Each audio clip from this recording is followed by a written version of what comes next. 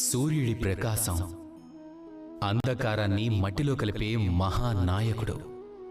ఈ సూర్యుడి ప్రకాశం పృథ్వీపైకి రాగానే ఏం జరుగుతుంది? ఈ పృథ్వీ నిద్ర లేస్తుంది. ప్రతి ప్రాణి లేస్తుంది. మనుషులు లేచి వారి పనులను చేసుకుంటూ ఉంటారు, జీవితాన్ని జీవిస్తారు. నిద్ర అనే మృత్యువు స్థితి నుంచి బయటకొచ్చి జీవితం జీవించడాన్ని నేర్చుకుంటారు.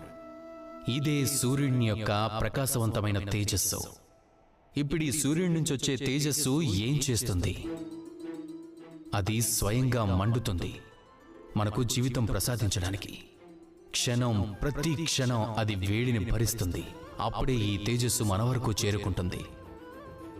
ఇదే జీవిత సారాంశం. ఒకవేళ మీరు కూడా ప్రపంచంలో మీ ప్రకాశాన్ని విస్తరించాలనుకుంటే అప్పుడు మీరు కూడా వేడిని భరించాల్సి ఉంటుంది, మండాల్సి ఉంటుంది, కొన్ని పనులు చేయాల్సి ఉంటుంది. అవి ఎంత కష్టమైనవైనా సరే అదే శ్రేష్టమైన